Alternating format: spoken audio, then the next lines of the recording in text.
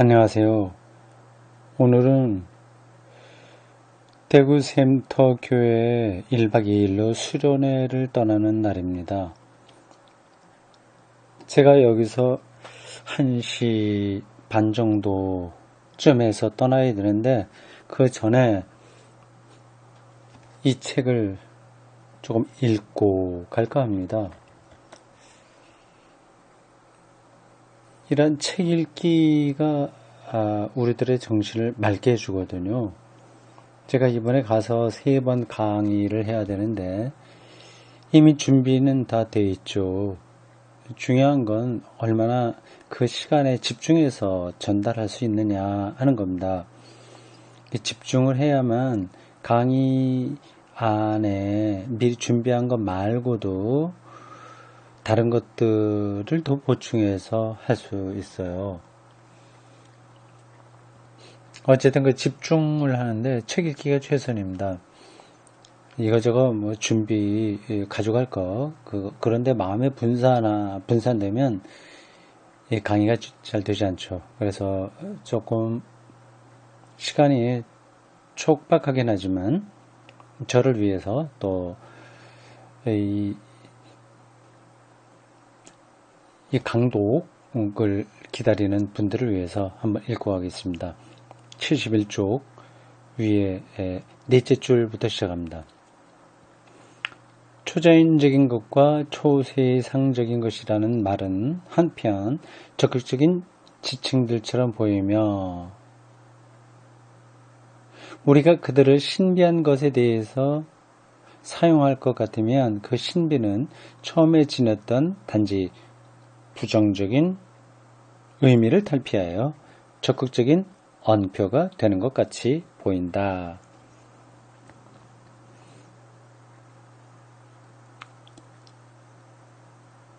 그러나 이것은 개념이라는 측면에서 볼 때는 하나의 가상에 지나지 않는다. 왜냐하면 초자연적인 것과 초세상적이라는 말은 자연과 세상이라는 말과 관련해서 볼 때 분명히 단지 부정적이고 배제적인 서술어일 뿐이기 때문이다. 그러나 사실상 최고로 적극적인 누멘적 감정 내용이라고 하는 측면에서 볼 때는 가상이 아니라 옳은 표현이다. 말 자체로 보면 이거는 좀 부정적인 의미가 있지만 그러나 누멘적 어떤 그 차원에서 보면 적극적인 표현이고 아주 실질적이다고 하는 거죠. 초세상, 초자연적 하면 좀 구름, 뜬구름 잡는 것처럼 사람들이 생각하지 않습니까? 그러니까 보는 관점에 따라서 이제 다르게 들리는 거죠. 단지 이 감정 내용은 여기서도 역시 개념적으로는 풀릴 수 없을 따름이다. 이 감정 내용을 통해서 초세상적인 것과 초자연적이라는 말들은 갑자기 하나의 독특하고 전혀 다른 실제 및 그 성격에 대한 지칭으로 되게 된다. 이 실제의 특이성에 대하여 우리는 어떤 것을 느낄 수는 있으나 그것을 개념적으로 분명히 표현할 수는 없는 것이다. 여기까지 한 패러그래프입니다. 이 번역이라서요 확 들어오지 않죠. 번역일 뿐만 아니라 이게 전문적인 책이라서 더 그렇습니다. 전문적이라고 하더라도 조금 더 매끄럽게 번역을 해주면 좋은데 그게 좀 부족한 듯 합니다.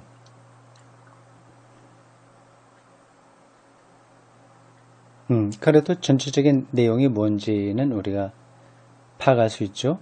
초자연적인 것과 초세상적인 것이라고 하는 이 표현이 보기에 따라서 가상적인 것, 정말 실질적이지 않은 것처럼 들릴 수도 있지만 그러나 누멘적 그 감정, 느낌의 차원에서 보면 이게 궁극적인 거다, 아주 실질적인 거다 그런 의미가 아니겠습니까? 그 다음입니다. 신비주의에서 말하는 저 너머 괄호치고 영어로 표현되어 있네요. beyond 그리고 라틴어인가 헬라어인가요? 또 같이 넣어놨네요. 에페카이나. 이 저 너머라고 하는 것도 역시 모든 종교에 이미 존재하고 있는 비합리적 요소가 극도의 긴장 상태를 이룬 것을 의미한다.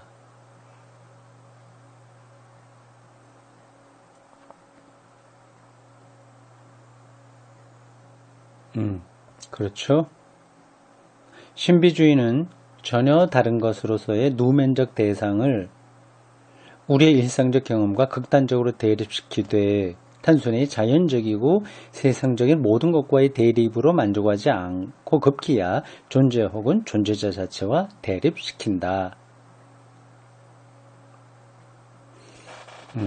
그렇죠. 간단하게 보충 설명하면 이렇습니다. 지금 나라고 하는 게 여기 있잖아요. 어떤 사람이 있어요. 근데 과연 내가 어디서 왔느냐를 쭉 따라가 보십시오. 우리 아버지, 어머니, 또 그 각자 쭉 따라가면 어디까지 갈 수 있을까요? 그는 저 너머라고 말할 수밖에 없습니다. 저 너머. 그 수많은 가능성 중에서 어떤 그 길을 통해서 과정을 통해서 지금 제가 세상에 있단 말입니다. 이제 이러한 것들은 합리적으로 사실은 설명이 안 되는 거죠. 결국 신비주의는 그것을 무라고 부른다. 무, 없음, 무라고 부른다. 여기서 무라는 것은 단지 어떤 것으로 말할 수 없다는 것을 뜻할 뿐만 아니라 존재하고 있는 혹은 생각될 수 있는 모든 것과 단적으로 그리고 본질적으로 이질적이며 반대적이라고 하는 뜻이다. 그렇죠. 지금 제가 이렇게 있잖아요. 그러나 나의 바깥은 없는 거죠. 내가 없는 거죠. 예, 계속하겠습니다. 그러나 신비주의는 신비의 요소를 파악하기 위하여 개념적 사유가 할 수 있는 유일한 방법인 부정과 대립을 역설의 단계로까지 강화시키는가 하면 동시에 신비주의는 전혀 다른 것, 지금 반복해서 나오는 단어를 기억해 두십시오. 전혀 다른 것, 간자 안 들어, 토탈리타 알리터, 전혀 다른 것의 적극적인 속성을 감정의 차원, 아니 감정의 충일 가운데서 지극히 생동적으로 포착하고 있다. 우리 서양 신비주의자들이 말하는 독특한 무, 니힐에 대한 고찰은 불교의 신비주의자들이 말하는 공이요. 빌 공자요. 공한 것 혹은 수냐타라고 이렇게 괄호로 묶여 있습니다. 수냐타에 대해서도 마찬가지로 타당하다. 그러니까 불교가 말하는 서양에서 말하는 무, 이게 비슷한 개념이라고 하는 거죠. 신비주의자들이 사용하는 신비적 언어나 지시어 혹은 지표에 대해서 아무런 내적 감정도 느껴보지 못한 사람에게는 불교적 신비주의자의 공과 공으로 변하는 것, 공화에 대한 추구는 서양의 신비주의자들에게서 보이는 무와 무화에 대한 그리고 무화에 대한 추구와 마찬가지로 일종의 어리석음으로 보일 것이다. 그렇죠. 그런 느낌이 없는 사람들에게는 안 되는 겁니다. 근데 이거 중요한 부분을 지금 이분이 이야기하고 있군요. 하나님 경험도 마찬가지인 거죠. 그냥 여기에 있는 모든 일거리들, 처리해야 될 것들 이런데 영혼을 빼앗긴 사람들이라고 한다면 하나님의 통치, 하나님의 미래 이런 건 저는 들어오지 않습니다. 말이 안 된다고 생각하는 거죠. 그래서 많은 경우에 기독교인들이 하나님을 바르게 인식하지 않고 자기가 세상살이 하는데 하나의 도구로 이용하는 거죠. 그리고 불교 그 자체도 병든 마음에서 나오는 허무주의와 같이 보일 것이다. 그러나 사실은 무와 마찬가지로 공도, 무와 공 개념이 비슷한 거라는 거예요. 무는 서양 개념이고 공은 동양 불교 개념입니다. 무와 마찬가지로 공도 전혀 다른 것에 대한 누멘적 지시어인 것이다. 잘 생각하셔야 됩니다. 전혀 다른 것에 대한 누멘적 지시어. 이게 지시어라고 그랬어요. 누멘적인 지시어예요. 그 자체는 아닙니다. 전혀 다른 것 자체가 무나 공은 아니고 전혀 다른 것을 가리키는 거죠. 공이란 기이한 것, 그 자체. 그러면서도 동시에 우리가 언급하게 될 역설과 이율배반적인 것으로까지 고조되는 것이다. 이와 같은 인식을 지니지 못한 사람에게는 공을 찬양하는 바냐바라밀다에 관한 경전들은 순전히 미친 이야기로 보일 것이다. 바냐심경을 이야기하는 건가요? 바냐바라밀다. 나아가 그는 바로 이 경전들이 수백만의 사람들에게 어떤 매혹을 지녀왔는지 도저히 이해하지 못할 것이다. 그 어떤 차원에 들어가지 못한 사람들은 이런 말들이 무슨 건지 아예 들어오지 않는 거죠. 하나님에 대해서도 바로 앞에서 말씀드린 거죠. 똑같습니다. 와, 그게 참 어려운 문제예요. 어떤 분들은 저의 그 기독교를 말한다라고 하는 그 책을 읽고 뭐가 뭔지 모르겠다 그렇게 한다면서요. 그 위에 설교 비평 책들도 그렇고요. 그러니까 전혀 그런 분들은 하나님과 성서의 세계에 대한 경험이 없는 거죠. 그런 사람이 목사일 수도 있고 장로일 수도 있고요. 교회에 아주 오래 다닌 사람일 수도 있습니다. 아무리 교회의 테두리 안에 있다고 하더라도 하나님 경험을 하는 건 아니거든요.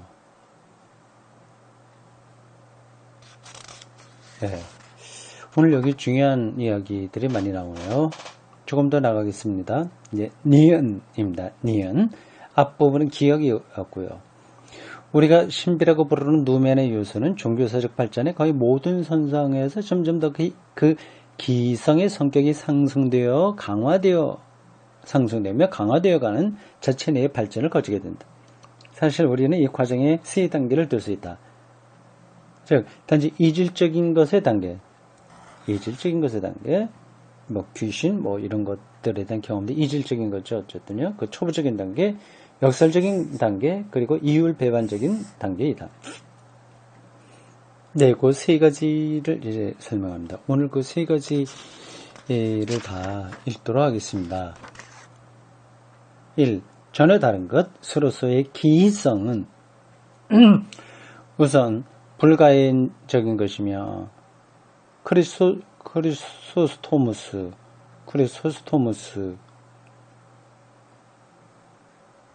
교부죠. 크리소스토무스가 말한 것 같이 파악할 수 없는 것, 아카탈렙톤으로서 우리들의 사고 범주를 초월하기에 우리의 개념적 파악에 잡히지 않는 어떤 것이다. 2. 그러나 기이한 것이란 우리의 사고 범주를 벗어날 뿐만 아니라 때로는 그것에 역행하며 그것을 해지시키고 혼란시키는 듯 하기도 한다. 따라서 그것은 단지 불가해할 뿐만 아니라 이제는 곧바로 역설로 되어버린다. 모든 이성을 초월할 뿐만 아니라 이성에 거슬러 가는 것 같이 보인다. 3.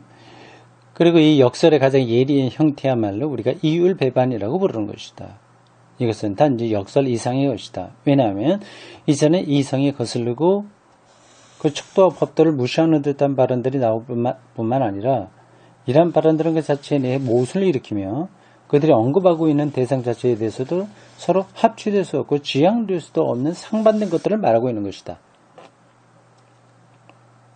여기서 그 기이성은 합리적 이해의 의지에 대하여 비합리성이 가장 신랄한 형태로 나타난다.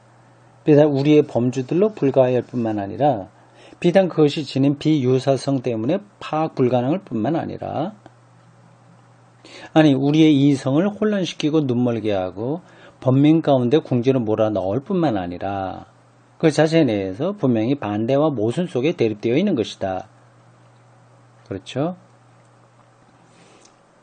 우리 이론에 따르면 이러한 요소는 신관념에 있어서 비합리적인 것을 강조하는 특징을 지닌 신비신학에 특히 잘 나타날 것임에 틀림없으며 사실 신비신학이 그러하다는 것은 잘 알려진 사실이다. 신비주의는 본질적으로 그리고 일체적으로 기성의 신학, 즉 전혀 다른 것의 신학인 것이다. 전혀 다른 것, 기이하고 하기 때문에 역설적이고 또 이율배반적일 수 있는 거예요. 그러니까 우리는 이제 물이 이제 위에서 밑으로 흐른다고 하는 그것만 갖고 그게 이제 합리적인 거 아니겠습니까?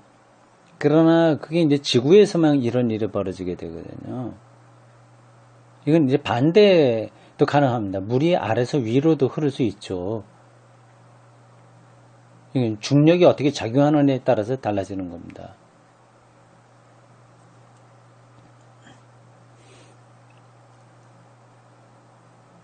네. 그렇기 때문에 신비주의는 에크하르트에서와 같이 종종 들어보지도 못한 것의 신학, 들어보지도 못한 것의 신학, 새롭고 희한한 것에 관한 신학, 혹은 대승불교의 신비주의에서처럼 역설과 이율 배반의 학문, 그리고 일반적으로 자연스러운 논리에 대한 공격으로 되는 것이다. 신비주의는 반대의 일치라는 논리로 흐르는 것이다. 복잡하죠. 표현이 좀 그렇죠. 반대의 일치, 코인시덴티아 오포지토룸. 그리고 이 신비주의가 타락하는 경우에 실레시우스의 경우에서처럼 이러한 논리를 가지고 사람들을 놀라게 하는 재기발랄한 장난을 일삼게 된다. 타락한 신비주의의 그 교훈 영색가 뭐 대충 그렇게 얘기할 수 있겠죠. 그러나 그럴지라도 신비주의는 일반 종교에 절대적으로 대립되는 것은 아니다. 그렇죠. 정통주의와 신비주의는 대립되는 거가 아니에요. 성찬식을 교회에서 하잖아요. 그게 정통교회의 예배 의식입니다. 그는 신학 안에 있는 거죠. 합리적인 신학인 거죠. 개념적인 차원인 거죠. 신비주의도 그 물질 이런 것 너머의 어떤 것을 이야기하는데 그렇다고 해서 이 성만찬을 부정하는 건 아니죠. 양자의 진정한 관계는 우리가 여기서 언급하고 있는 요소들이 모두 진정한 종교적 감정의 기본을 이루고 있는 누멘적인 것, 즉 전혀 다른 것이라는 일반적 종교적 요소로부터 발생했다는 사실을 기억한다면 곧 분명히 될 것이다. 그렇죠. 교회에서 얘기하는 그 부활 이런 것들은 전혀 다른 것, 다른 생명에 대한 경험이잖아요. 종말에 완성될 궁극적 생명이 역사 안에 선취의 방식으로 이루어졌다. 근데 그러한 부활 생명은 전혀 다른 것이죠. 이 점은 사람들이 보통 어떤 신비주의와도 대립된다고 여기는 바로 그 욥이나 루터와 같은 인물에게서도 위 언급한 신비주의의 요소들이 발견된다는 사실을 기억하면 분명해진다. 역설과 이율 배반으로서의 전혀 다른 것의 요소는 우리가 나중에 욥적인 사상 계열이라고 부르는 것을 형성하고 있으며 구약에 나온 욥 말입니다. 예. 어느 누구보다도 루터에게 있어서 가장 특징적인 것이다. 이 점에 관해서는 차후에 더 얘기될 것이다. 네, 여기까지 하겠습니다.